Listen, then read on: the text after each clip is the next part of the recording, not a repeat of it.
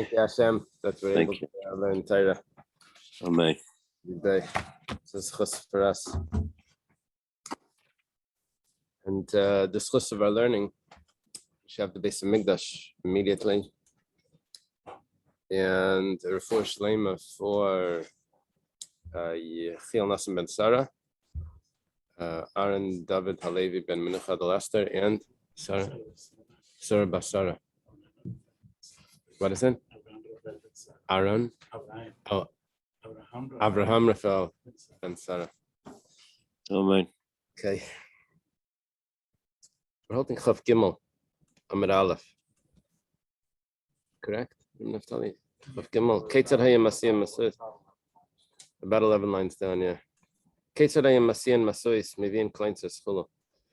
How would they raise the torches or light the fires? They would bring these sticks of cedar wood. Amar Rav Yehuda. Rav Yehuda says, now Rav Yehuda is a student of Rav. He says in Shmuel, Daled Mine Arazenheim. There's 4 types of cedar trees. Erez, that's an easy one, cedar. Katram, yeah, I don't know what that is. Like the Yiddish Mishnah says, Amin Gevix. It's a type of tree. Eitz Shemen. Eitz Shemen, we're going to say soon, is like a balsam or pine. Uvroish. Uvroish, I think, is cypress. You have it in there? Okay. Katram, what is Katram? Amarav Adra. This is an Adra. Now, we had the Adar tree once. It said, I forget where it was. Yeah. Yeah. It's not really telling us. It's not telling us. It's telling us which type of wood could be taken as a torch. Yeah. Can you check the thermostat? Let's put it down. No, I'm asking. This is you have to use these 4 kinds of woods. Thank you. Yeah, that's good. Yeah, Avnasan is asking what's the point of this Gemara, just to know this. How many types of cedar trees there are. So, but there is a type of tree that's called an Adar tree. And it says that if someone wanted his possessions to last long, he should plant an Adar tree in his property. Apparently it was either a high maintenance tree or something that everyone would see, oh, there's got to be someone here that's taking care of this, so then people wouldn't come in to disturb. Yeah, this old rabbi that I would visit in Los Angeles, because he lived in Rhode Island first, he moved to Los Angeles. So he told me, that in Vilna, he was from Vilna. In Vilna, they would say that you have to review all the learning that you did the whole year in the month of Adar before you go home for Pesach. He says then you have to do a chazara, then it will last. Anyway, it's a play on the word Adar. Adar is the month. In the chasav, it's a play on the property. Property is referring to intellectual property. You're learning. The Be'er Rab Shila Amri Mavliga. They say that Katram is the Mavliga tree, which I don't know anything about. V'amila Zugulmash. And some say that it's either the cedar or the willow. Obliga de Rabba bar Rav Huna, but this argues with Rabba bar Rav Huna. Rav Huna is also a student of Rav, and Rabba would be his son. So it's 1 generation off from Rav Yehuda. He says, Damar Rabba bar Rav Huna, Amri Beirav. Rabba bar Rav Huna says, in the name of the yeshiva of Rav, Asara mini arazimim, there's not 4, but there are 10 types of cedar. Shenemar etin bamidbar eretz shita v'hadas ve'etz shemen asim barava ve'etz shemen asim barava breish tidhar, and that sounds like the Zemiris, v'tasher yachtav. We'll put these types of trees in the wilderness. So what are these trees that are going to be placed in the wilderness? Erez is Arza. In Aramaic, they throw an aleph at the end. It's cedar.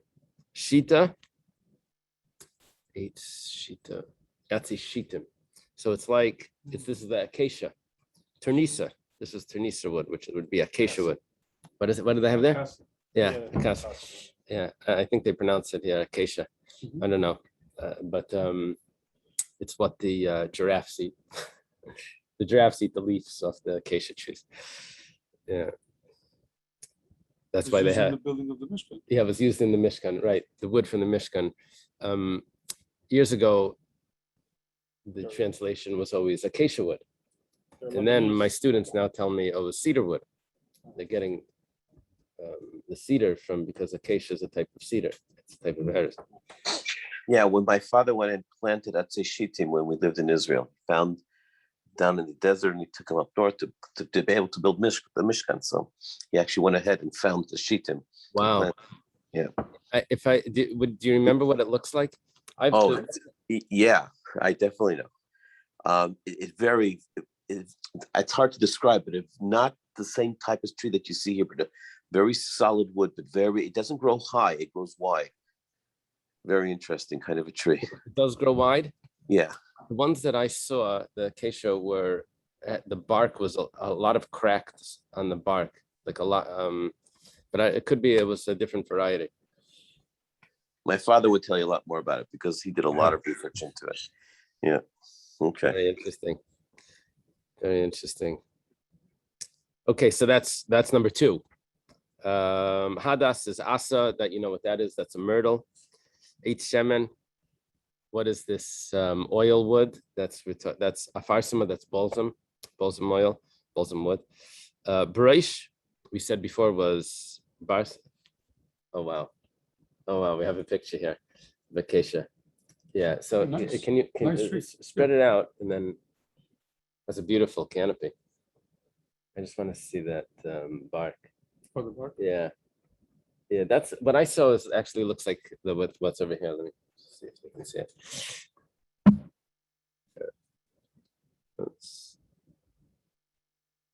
it. Yeah, exactly. Yeah.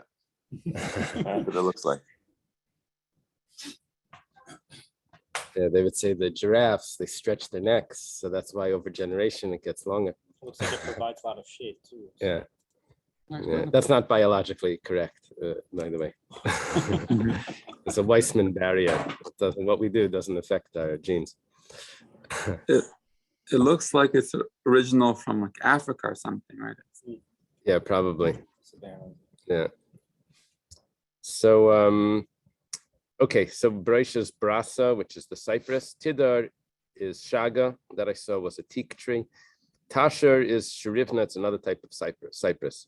Okay, so we just listed a whole bunch of trees with their Aramaic names, and we're saying that those are all cedar trees. The Gemara asks, Hani Shiva Hava, you only have 7. What are you telling me there's 10? So Kiyasar Ravdimi Amar, when Ravdimi came, he said, Hey Sifa Alayim, they added on to those 7, 3 more. Al-Lainim, Al-Mainim, and Al-Maigim. Yeah. So what are these? Al-Lainim is Butmi. This I saw is a terebinth. Al-Mainim is Baluti. That I saw means an oak. There's got to be hundreds of different oaks, but that's an oak. And Al-Maigim is the most interesting, is Kasisa is coral. And for some reason, the Gemara is calling coral a tree because it grows. Coral wood, yeah. Yeah. Yeah, actually, if you look in Rashi, Rashi actually says, Ushumai Kurala. Kuralo. Coral. Yeah, does anyone use the Art Scroll Chumash, the Rashi Chumash? In there, he tells you the Old French, how the word, the correlation of Old French and English. It's very interesting. I mean, it's a great Chumash besides for that, but that one feature is the Sapirstein. Okay. And those are the last 3. For the torches? Which could be used for torches, right? Ika de Amri Arainim Armainim in Almaigim. Instead of Alainim, we switch it for Armainim. Arainim, and instead of the Alainim, it's now Arainim. This it says is a bay tree. Arainim is Ari. I don't know what that is. Armainim is Dulvi. I didn't see it translated, but from what I'm familiar with is that Rashi says Kashtanya. That's Yiddish for chestnuts. Kashtanim. Yeah, that's what they're called in Hebrew. Oh, Armainim is chestnuts. In Yiddish, it's Kashtanim, I think. Portuguese too. Oh, really? Yeah. Is there an association? Dutch? No. Yeah. What is Portuguese? What is that from? Is that? It's very similar to Spanish. Oh, okay. So yeah, I know this because in Hilchos Nida they talk about different colors. One of the colors that they use is chestnuts. There's a color. That's what it is. It's the color of chestnuts. Enough. Anyway, today they say coffee. Almaigim is kasisa, and almaigim is is coral. Okay. Vitzi adir layavrenu. This is talking about. We learned this before that there's going to be a stream that's going to come out of the Kodesh HaKodashim. It's going to get so wide that it says Etzi adir, which means a large boat. Layavrenu won't be able to pass it. Amar Rav says Uburni Gedela. This is a large ship. Hechi Avdu. What would they do with a big ship? What was a big ship used for?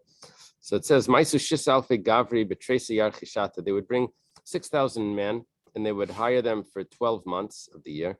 Barmila Tracer Alfi Gavri. Some say that they would bring 12,000 men. Beshita Yarchishata for 6 months of the year. Vitani Luchala de Shachna. They would load it up with sand until it would sink into the ground. V'nachas baramara, they would get a diver. The Qatar atuni the kisna, he would tie. Qatar is to tie. Atuni the kisna is flax. These flax ropes, these linen ropes, the kasisa to the coral. The katalu besvinta, and then he would tie it to the boat. The natli chala v'shadla b'ray. It's a great trick. Then he would throw the sand off the boat. Now the boat's going to lift up, right?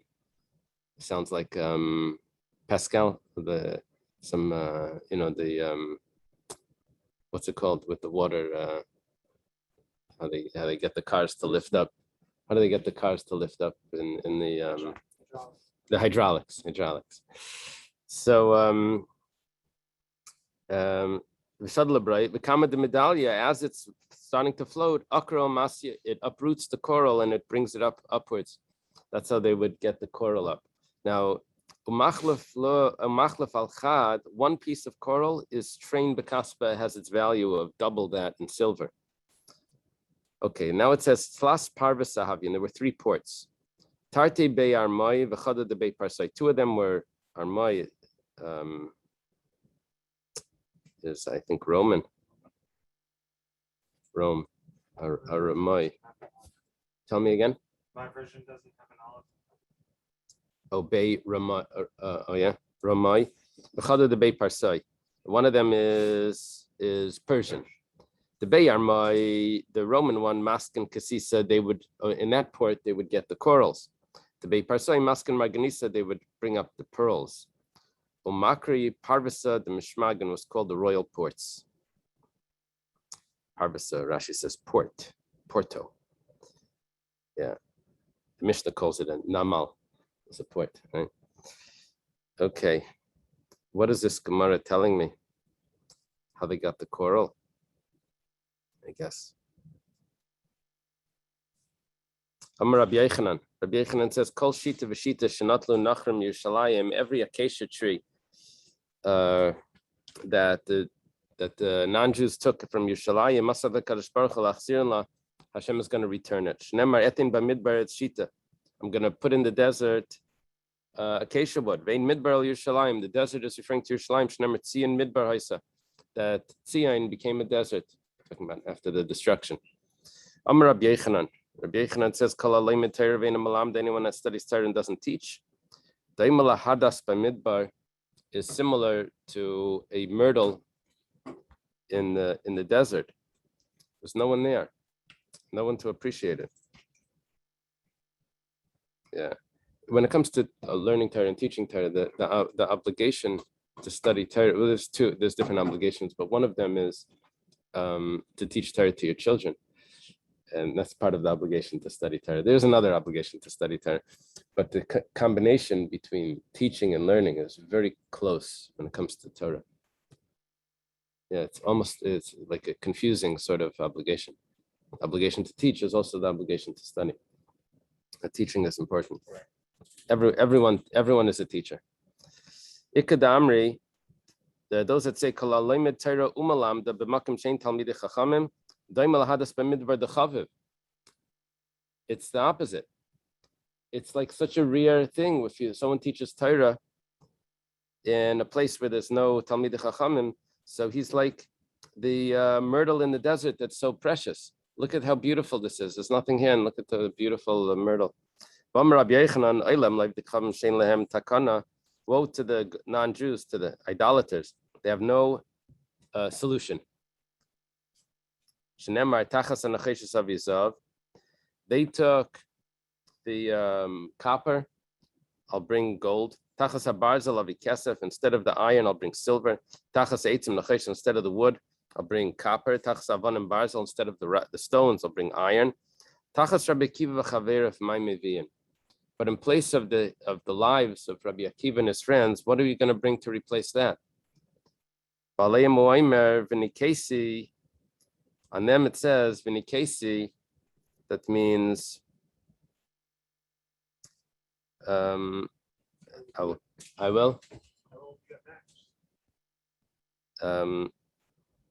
be avenged, but I think the Gemara is learning it. I will be avenged. That means that I will be able to solve the issues, solve the problem. But damam leini kesi, but the blood of Rabbi Akiva and his friends, the blood that I won't be able to avenge. It means that's always going to be there as a stain. That will never be rectified. The first Nikesi is referring to the Jewish people, and the second Nikesi to the ones that. Rashi says that the first Nikesi is referring to their own sins. All of their substitutions that were listed is Right. the first Nikesi. Everything else they did will be right. Up to Rabbi Akiva, that's the portion of the second Nikesi. Yeah. Lo Nikesi. Yeah. It's the fact that they took the copper and the gold and all of that we could replace. Now we can put it all into one Nikesi. Yeah. Nikesi. Yeah. Yeah, what comes to mind is remember the dream with Rava and Abaya? They dreamt, and then this person said it gave him an interpretation. One of them was that his wife was going to pass away, Rava's wife. So afterwards, when he saw that it follows the interpretation, he said, "I can forgive you for everything, but not for my wife." That's like this. I can forgo on all of the everything that gets lost. It's just items. Yeah. Yeah, but not the human life, not the people. Yeah, it's much more. It's Rabbi Akiva. All of our learning everything is Rabbi Akiva. Rabbi Akiva is everything. He's the center of all the great students. Everything is Rabbi Akiva. To the extent that it's not only in the Jewish world, Rabbi Akiva, but whatever influence we have on the values in the world, the Judeo-Christian values. Rabbi Akiva is everything. Rabbi Akiva taught everything, is like the greatest influence, all the way. Yeah. Okay. Built in. Where was the torches? Where were they lifted up? Well, it started from Hara Mishcha, which is Hara Zesim. It went to Sartaba, went to Grufna, it went to Chivron, and then it ended in Beis Biltin. But from Beis Biltin, then it went to all the other exile. That's what it says. So there was, what was it? Hara Mishcha, Sartaba, Grufna, Chavron, and Beis Biltin. Sounds like 5. 4 after Hara Mishcha. So now it says, my Beis Biltin. What is this Beis Biltin? Amarav Zubiram. This is Biram. I don't know what Biram is, but Taisva says that it looks like it's in Eretz Yisrael. Okay, my Goyla. Then it says that from Goyla it went from built-in. They didn't stop until they could see Kola Goyla. All of the Goyla, which sounds like the exile, was like one big torch, one big fire. My Goyla, I'm Rav Yosef Zu Pumbedisa. That's Pumbedisa. They went all the way to Pumbedisa. I think Pumbedisa today is Fallujah. There was a river, I think that splits Fallujah in Aramaic. Plukta is a divide. So that's anyway. That has nothing to do with Pumbedisa. Pumbedisa was where the great yeshiva was that was founded by Rav Yehuda that we mentioned earlier. Rav Yehuda. My Kamaduras Eish. What does it mean? The whole thing looked like one big fire, one big torch. Tana This wasn't just at the town hall or something, or on the tops of the mountains. We're talking about every individual that saw this would take a torch and go up to his roof. It was like a whole ceremony. Everyone went to the roof with torches. Tanya Reb Shimon ben Elazar Eimer, Af Chorim B'Kayer B'Geder V'Chaverseh. Also, all of these places as well. Do we know what these are? Ikad Amri, that those that say Beni Beni Abikaimi, that these places were in between those that of the Mishnah. As the Mishnah listed 4 or 5 places, this was in between those. They also lifted the Torah. We just said the big ones, but there were others in the middle. Some say that they were on one edge of Eretz Yisrael, and Mar Chashiv the Haigisa, Mar Chashiv the Haigisa. Either we're saying, in other words, I guess it went like a fork. The torches went in one chain, and then the torches went in another chain. One was counting one side of Eretz Yisrael, one was counting the other side. Why does the Gemara feel important to go into this tangent for the types of wood that can be burned for the torches when it wasn't so significant? And we Right. should spend an entire Amud on dealing with the different types of. There must be something that we're not there's something really deeper considering here. much deeper. Right. Because we're talking about completely different. And we're going into the ships for lifting the coral, and it seems all tangential. Right. Was this wood they burned the wood for the torches? But I thought the page ago we read. They tied wood things and on tied top. things on. Right. They used the wood to tie the. I have to see more commentary. I mean, there are things going on here in this. Whether it's But, 7, whether it's 10, right. I don't have enough interpretation to answer How that. much commentary? Surprising. Okay, sorry. Just there's a Gemara somewhere. It says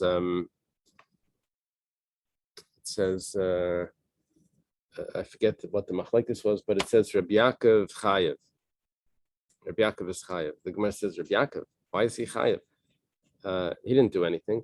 It says Rabbi Yaakov Omer Chayev. Rabbi Yaakov says that he's Chayev. So the commentators ask the Shla, says, so why don't you just take that out? That's clearly a mistake. Just take that out and add in Rabbi Yaakov Omer Chayev. Says no. Every letter of the Gemara is the name of Hashem. We learn it and we get what we understand from it, but it's really on many levels. It has other meanings, so you can't.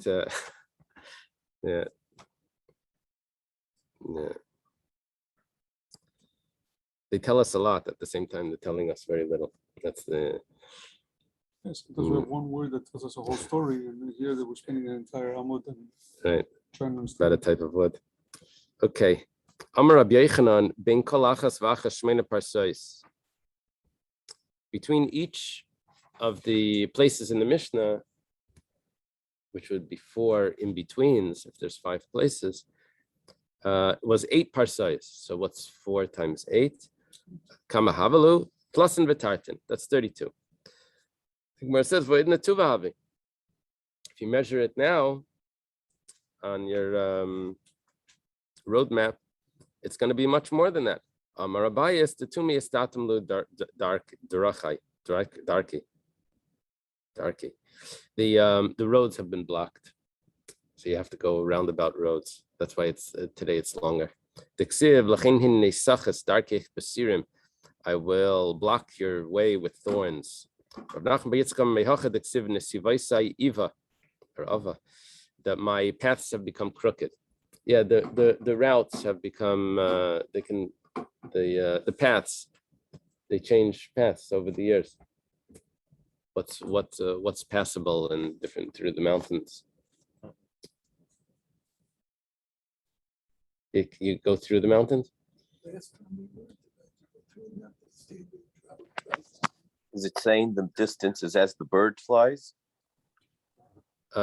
Probably it would be as the bird flies in 32 parsecs, but the way to travel would be much longer. That's what it sounds like. Yeah. Yeah. The Chinese emperor, I forget one of them, was able to move a mountain.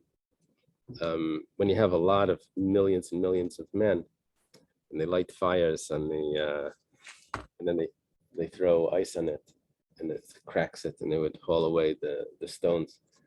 And over several years, with millions of people, you can get the mountain to the side. You move it all away, and then the river could flow through. And that's how they got the river to flow through down the whole China.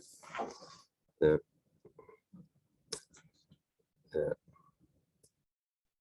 Yeah. You tell me which one it was. He just wanted to float along the river. This million people. And the mountain was in the way.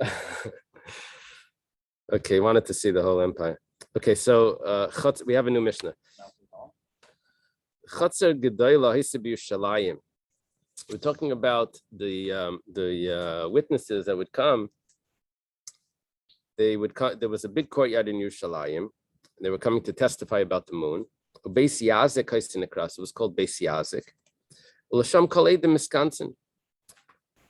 And over there, that's where all the witnesses would come and gather. There's always in Yerushalayim like these families that they have like these Friday night meals, or these famous houses that everyone goes to.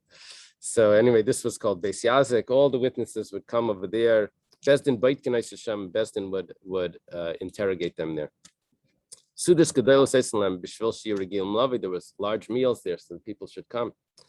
But originally, you see, the problem is the people came on Shabbos sometimes. If they come on Shabbos, then they were out of the Tchum. When you walk out of the Tchum, then you're stuck. You can't go back. You can't go forward. You can't go to the side. You're stuck right there. So you only have like 4 amos, or the Chatzar would be considered 4 amos. When was I in the yeshiva? 2 weeks ago, I think. 2 weeks ago, I was in the yeshiva for Shabbos, and one of the Bachrim went on Miftzayim, and in his Uber back, he was stuck in traffic. He got off and he walked from the highway. He just got out. The Uber driver was like cursing him and praising him at the same time. Anyway. To a certain place for Shabbos? He wanted to get to the yeshiva, but he got stuck, and it was candle lighting, so he just got out, and he walked over one of the bridges to the yeshiva. I said he was out of the Tchum. He walked over the Tchum, the bridges down in Miami Beach. Can't walk from Miami to, yeah. Well, it's too far. Yeah. I think the 195 or whatever. So we also really these names, not numbers. Are you talking MacArthur? Yeah, one of them. I don't know. MacArthur has life the whole way. Oh, because of the islands. Yeah. Anyway, but because of the Eruv that's in Miami Beach, so it's considered like he's in a courtyard, and you can walk the whole Miami Beach. You don't have to stand in one place when you're stuck there. However, here he's in Yerushalayim. There should be an Eruv there, right? There's a walled city. Yeah, so I'm not sure exactly what the issue is. Tosfos here discusses that you see, Tosfos says that there were already breaches in the wall, so it wasn't, you couldn't walk the whole city. However, Hiskin Ram Gamliel Azakin Shi Mahalchan Al Payamam L'chol Ruach. They instituted, Ram Gamliel instituted that he should be able to walk as if he's a member of the city. Not only these people, a midwife that's coming, or someone that's fire people that are coming to save from fires, minagayas, or people that are running away from some sort of siege, minanar, people that there was like a flash flood, they had to run away, minamapilas, from something that collapsed, whatever city they end up in, they become like the people of that city and they can walk. A leniency that we have for these emergency situations. They have 2,000 amas to every side. The Gemara has a question. You mentioned the name of the house, of the courtyard. It was called Beis Yazik. Boiluhu, Beis Yazik Tanan, a Beis Yazik Tanan. Is there an ayin in there? That would be Yemenite. So this would be better. Beis Yazik, Beis Yazik. So Beis Yazik Tanan Lishnam Alyahu, Diksiv Vayaz Keo V'Sakleo. There's a pasuk that says that they dug it up and they cleared away all the rocks. So that would be Yazik. It was cleared up. It was nice and clean. Aydilma Beis Yazik Tanan. Maybe the name of it is Beis Yazik Lishna Ditzarahu, and it's because they're suffering over there. Why are they suffering? Because they can't move. They were stuck over there. They can't walk because they came out of they're outside the tchum, the restriction of how far you can walk on Shabbos. Like 2,000 cubits. Yeah, it does. Just gotta tell you, I read the story, which I sent everybody. If you look up on WhatsApp, which I know no one will have the time. It's not an emperor. It was no Chinese man who wanted to move the two mountains. Everybody thought he was nuts. He convinced his family to do it. In the meantime, they worked on it every day. The villages, and the rocks and this and that at the time. And he became old and white and this and that, like Nebuch, this and that. So finally, his God had Rahmanis on him. He sent two giants to move the mountains. The next day, the mountains were gone. And that's the end of the story. So as seen on the learn, internet. if you do the Shu'usa Latata, the Shu'usa whatever, and There is even the Chinese believe There it. is another. True story. There is another. I know, but I like No. that legend. Okay. That's the one I Okay. What we just heard was Dr. Yeah. Stein found the different legends, so therefore the one that I said isn't accurate. It's a machlokes. Remember, Okay, Rashi and Tosfos I got it. always argue, but they're the same I got it. position. Okay. It could be Beis Yazik. Beis Yazik means that it's suffering. Listen to the tzaruk, the ksiv wasser bazikin, that he's tied in chains. Amar Abaya. Abaya says, Tashema, Sudis Gedela Sayosin Lem Sham, Kadeshi Regim Lavai. It doesn't sound like it's a place of suffering. It says that they had like these large meals there. It must be that it was cleared away, that it's very nice. The Gemara says, Dilma Tarti Havi Avdibu. Maybe both things. They would feed them. And they also had these restrictions, right? Bread and, I don't know what this would be. Right? Not bread and circus, bread and restrictions. Okay. We have a new Mishnah. What would they, how would they examine? We said that they would interrogate or examine the witnesses. What would they do? So Zug Shabarishan, the first pair, they would examine them first. You would come in, you would take a number, I guess. The older one would get questioned first. Now, they're asking two things over here. One of them is, are they saying the truth? Is it possible that what they're saying is accurate? And also, do their stories match? There's two things. So Vaimlem, Amar, Ketzad Risa Salavana. Say, how did you see the moon? Lefnei achama or lachar achama? Was it before the sun or after the sun? The Gemara thinks that means, was it to the north or to the south? Let's find out the Drima. And the Gemara asks again, did you see it to the north or to the south? Kama Gavaya, how high was it in the sky? Which way was the crescent facing? Kamu Rachav, how wide was it? If he says it's facing the sun, then he didn't say anything. That means that it's obviously not correct. Then they would ask the second one, if the stories matched, testimonies matched, then they accepted it. Then afterwards, they would ask everyone else just general questions. Where are you coming from? What time was it when you saw it? Just something general. Not because they needed him; they already had everything they needed. They shouldn't go out saying that I wasn't necessary, going out depressed. So that next time they should come. So they would ask everyone questions. Just they should feel like they accomplished something. And I think we learned before in a Barisa bet, I think like we had as many as like 40 people come to Oh, that's right. That's right. So they could have, like, Remember that? There were 40 people. When did we say there were 40? What was that about? I think 40 zugas.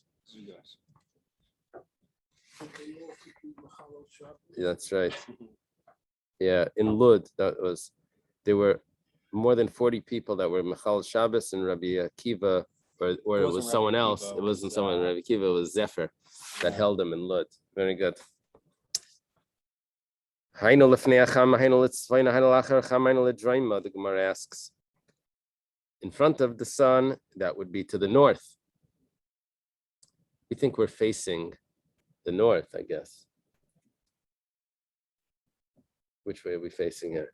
You're seeing it probably towards evening. If you're in Israel, you will rarely see the sun or the moon. Right. So By looking north. We Right. never see You the always, sun. you So- almost always see it looking south. looking south, Say north. a little bit. Yeah, That's why I said almost always. right. That's why I said almost always. Yeah, it could be that a certain time. It depends which hemisphere. Right. by looking north. So I've never seen Oh, sun. Yeah. So in front of the sun would be, like ahead of the sun would be to the north, and behind the sun would be to the south. Amar Abaya says that's not what the Mishnah meant. What's the concave, convex? Which way was it? Which way is convex is the This is the outer, outer. concave is It's the inner. Cave. Inside, and oh, convex concave is the outer. cave. So they're asking, Pigimasa is the concave. Was the concave facing the sun? That would be impossible. So Im Amar Lefnei Acham Alei Amar Klum. If he says yes, then yes. Oh, that would be in case. Right, Right, yeah. right. Not the inside. Yeah. The Pac-Man. So it's Okay. concave. Concave, right. So Gdama Rabbi Yochanan says, "My diksiv hamshel of acharima yeseshalom b'mreimav," that jurisdiction, the rulership, and fear is with him. He makes peace in the high places. The sun never sees the blemish of the moon. It also never sees the blemish of the rainbow. In other words, whenever you see a rainbow, it's always coming to the earth. It's never going like that to the sky, right? You never see a rainbow going like that to the sky.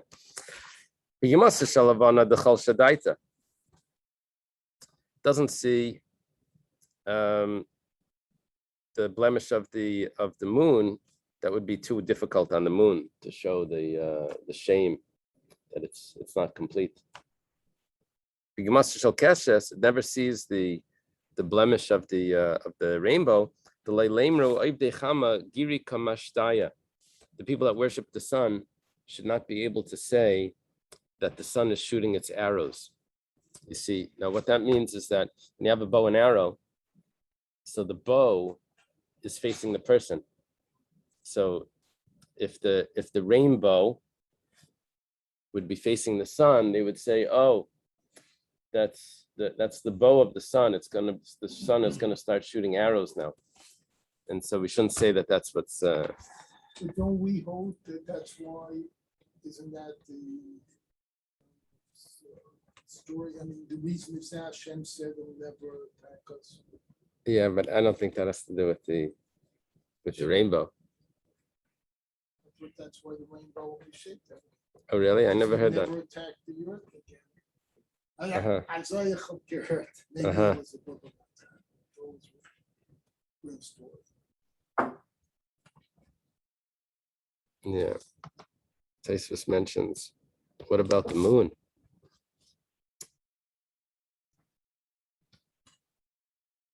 Yeah, the moon could see the rainbow. Okay.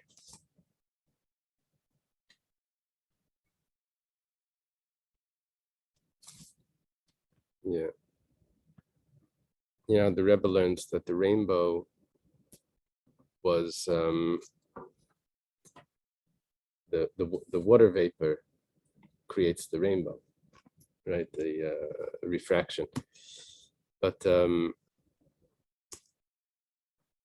that's a natural thing. So how does that show us that Hashem is promised? So before the flood, there was no thin water vapor. And after the flood, it's the world itself starts to become more refined. And the water vapor itself became thinner. We were able to have smaller particles of vapor. That's what switched from before the flood. Yeah. Otherwise, there was clouds, but there were only thick clouds. There were no I don't know which clouds make the strata. Cumulonimbus, no stratus. Yeah, the water gathered, but it was only heavy. It wasn't. There were no thin No clouds. drizzling. Yeah. There was only No sun showers. tropical downpours like we get drops. Okay. You look like you're shaking. And what does it mean that by Rashbi there was no rainbow? Yeah. Yeah. That I don't know how to associate that with this. That meant that Hashem never even needed to want to destroy the world. It never came up that he should have to show a rainbow. But is it shot there were actually no rainbows, or just that whatever rainbows there were naturally didn't mean that? Yeah, I don't know. You can make a rainbow in the sprinkler in the shower. Right. Right. In the science classes, on the CDs. Yeah. Yeah. Yeah. I heard it from Rabiel, but yeah. What Rabiel was bringing out is that the process of Matan Torah started already from Noach. You know, Matan Torah was the refinement of the lower world. It starts from Noach. It starts to become thinner. And then by Avram, there's already one mitzvah. And then by Matan Torah, it comes. Yeah, yeah. And it continues on to Purim. There's more to this. Okay, until Mashiach. Tani Chada. One brisa taught, Litzvayna dvarav kayam l'dreima le'yamar klum. If he says that it was to the north, then we trust him. But l'dreima, if he says that it was to the south, he said nothing. In other words, we can't trust him. We're talking about the moon. But we have another brisa that says the opposite.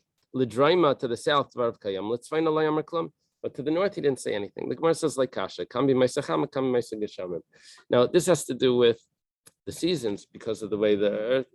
So we're talking about to the north or south of the sun. You would be able to see the moon, depending on if it's in the summer where the sun is more north, then the moon is possibly seen more to the south. Otherwise, of the sun. Otherwise, if in the winter where the sun is more south in the northern hemisphere, so then you could see the moon more north. Oh, well, it says summer or winter. It doesn't have to. There's other issues. There's other things that it doesn't. That's the effect of the moon's orbit around the Earth is not certain. Right. No, it says here, due to the deviation of the moon from the ecliptic plane, it does not shine in the same place as the sun, but changes its position from time to time, either north or south of the sun. The moon is north of the sun half the year, instead of south the other half. However, even its deviation is not constant, as there is a cyclical deviation, Saros cycle, I don't know, causing the relative positions of the sun and moon to move over the course of a 19-year cycle. Yeah. Yeah. That is just kind of Okay. Sounds good. Taner Rabbanan. Starting a brayse Echremer Gevaya Beis Mardois Vechremer Gimel. How high was the moon in the sky? Yeah, one of my science classes in elementary school, they taught us take that. What's the thing that every year they tell you to bring to school? You never use it. Well, besides for the compass, then the plastic thing that has like a half a circle on it. The only time we used it was this one class where we glued a straw to it. we glued a straw to it. We put it on a pole, and every night we were supposed to look through and see where the moon was, and then tilt it based on, so you could see how much it's moving. So another thing is like this. One of them is saying that the moon was 2 mardais. Mardais is a plow, the piece from the plow. So it was 2 of them raised off the horizon. V'echadam Gimel, other one says that it's 3 of them. So it's a protractor. Protractor. Eidusan kayemes. It's that's good enough. That's a reasonable error margin, and we can accept that. So this is the way of describing its height in the sky. Yeah. So echadam Gimel v'echadam Hey. What happens if one says 3, one says 5? That's too much. They do some betela. Then they're not consistent. Aval mitzdarf and leidus acheres doesn't mean they're lying. It just means that they can't come together to testify. They can join with someone else that saw it 3 or 5 mardais plow pieces off the horizon. I saw the moon, or we saw the moon, as a reflection in the water, as a reflection in a glass lantern, or through the clouds. That's not acceptable.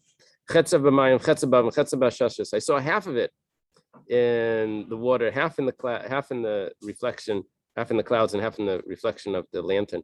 Can't testify. The Gemara says, 1 second. If you said that you saw the whole thing, you can't testify. If you saw half of it, you thought maybe that was gonna be better, and you could testify. No, it means, this is what it's saying. Half of it you saw in the sky. The other half was in the water. Half of it was in the clouds, half of it was in the sky. If we're talking about that half was in the sky, then I thought maybe that should work. Half was real. Other half is a reflection. It's still not good enough. You have to see the whole moon in the sky. Isn't it that we have moonrise and through the night? I mean, you have the moon set. Are they testifying to the time that they saw it in order for it to be in the exact position of where they are? Yeah, they must be saying the time and the position. Because the position changes. The position changes constantly. Yeah. And if they're being specific about how off it was from the horizon, right, it all depends on the time of the viewing. Right. This can be true and this can be true. Right. It wouldn't invalidate them as right. witnesses. So they would need to say both. They would need to say the time and the distance off the horizon. When Avram Nosson would it be today? When we walk outside now, the moon's going to be. The moon is not going to rise until 3:30 in the morning. No, but right now, when you walk outside, if it's still dark, you'll see it in the center of the sky. It'll be right above. It'll actually be probably out there. If you walk out now, it'll probably be out there. So, but it'll be high in the sky. If Jimmy saw it an hour ago, then it would be now, yeah. They would both witness the same moon and be able to testify for it, but their testimony would be a different height, right? Locations. But when you have the new moon is only seen for about 45 minutes. Even in the 45 minutes, it's going to change. Yeah. Yeah, that's correct. Until it becomes completely in shadow, is that? Until the moon sets. Till the moon sets. So it just barely goes above the horizon. No, what happens is what we described, the Earth and the Moon, Sun. Oh yeah. The line, you don't see anything. So only a small part of the end of the day when it's no longer a perfect line where you see it. Mm-hmm. Which is why it's that small little crescent. Yeah. Taner Rabbanan. Renew renew. We saw it for a second, but then we couldn't see it anymore. Ein midan love that you can't testify. The Gemara asks, Kol hachi chazal avazli, what do you have to stare at it for a long amount of time and then you can testify? How long do you have to see it for? We saw it without concentration, without paying attention. I thought I saw something over there. Wasn't that the moon? and then you looked for it and it wasn't there. And then I couldn't see it. You can't testify like that. You have to be aware of what you're looking at and then say, I saw it. My timer, what's the reason? Maybe it was just a piece of clouds that looked like the moon, and that's what you're thinking that it was. What was that? A silver lining. Rosh Bezdin, we have a new Mishnah. Rosh Bezdin Amar Makudesh. After they take the testimony, the head of the Bezdin says, Makudesh. It's sanctified. And everyone responds, Makudesh. I say, whether it's the 29th or the 30th, rather, that they're sanctifying, or whether it's the 31st that they're sanctifying as the new month, which is going to be now the first, they say, Makudesh. Rabbi Elazar bar Tzadok, he was the son of Reb Tzadok that fasted. He says, you only have to sanctify the moon, the new month, if you're making it a regular month. But if you're making it a leap month, there is no other option, and it's sanctified already automatically by heaven. You'll only do it on the 30th. You'll never do it on the 31st, according to Rabbi Elazar bar Tzadok.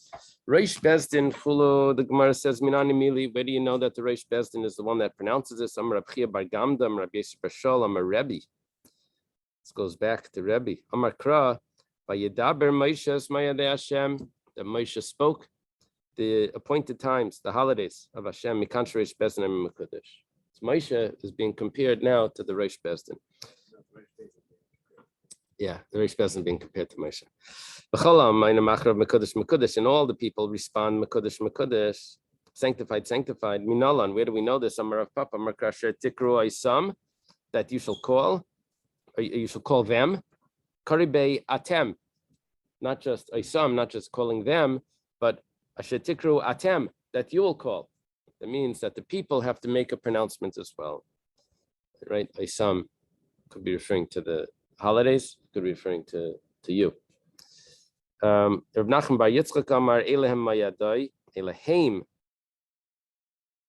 they, or these, Heim Yamru Mayadai, they will say, it's referring to the people, similar sort of play, that they will say that these are the holidays. Mekudesh Trei Zimni Lamali, why do they say it twice? Tiksiv Mikrai Kodesh. They are called, they are consecrated, holy, in a plural. Rabbi Elazar bar Tzadok I say, if it wasn't seen on the 30th, then they don't consecrate it because it was automatically sanctified. Tanya was taught in the Brisa Plimai Yaimer. Plimai is I believe, a student of Rebbe. He's one of the sages of the Gemara. He says, Bismana Yain Makachim I say, Shlei Bismana Makachim I say. Exactly the opposite. You only consecrate it if it's a leap month. If it's 29. Bismana Ain Makachin, I say. Bismana means on the 30th day. But on the 31st, that's when you consecrate it. Rabbi Elazar bar Shimon Aimer ben kacha Makachin, I say. You never have to consecrate it. Rabbi Elazar bar Shimon says, that's Rabbi Shimon bar Yochai's son. Shenemar v'kidashtem esnas chamisim. You will sanctify the 50th year. Shanim ata mekadosh v'mekadosh chadashim. It's only the Yovel that needs to be consecrated, not months. He argues on the whole thing. Amar Rabbi Yehuda Amar Shmuel Halacha Rabbi Elazar bar Tzadok. Rabbi Yehuda says in the name of his teacher Shmuel, he was a student of Rav and Shmuel afterwards, because Rav passed away and then he went to Shmuel. He says that Shmuel said that the halacha is like Rabbi Elazar bar Tzadok, that you consecrate it only if it's 29 days was the previous month, right? Amar Abaya Fananami Tanina, we also learned this in the Mishnah. Ru'u Bezdin V'chol Yisrael, if the Bezdin and everyone there is watching the moon, Nechkru Eidim, and they make some people into witnesses. By the time they finished asking the witnesses, then it got dark. They didn't finish examining the Eidim until it got dark, so the month becomes a leap month. It becomes a leap month, but they don't have to sanctify it. It didn't, well, at least it didn't say that they have to sanctify it. So that's a proof. Abaye is saying a proof to what Rabbi said in the name of Shmuel, that if it's the month is a leap month, the previous month, then you don't have to sanctify the new month. The Gemara says no. That's not what the point was. The point wasn't to tell me that it becomes a leap month, but you don't sanctify it. I could have thought because everyone was watching it, they don't need to go through the process of asking the witnesses, Kamash Malan, that they still have to go through that process. But it wasn't coming to tell me that you don't have to sanctify it. Okay, let's leave it over here. Okay. Have a good day, everyone. Sorry, Thank you. Go ahead.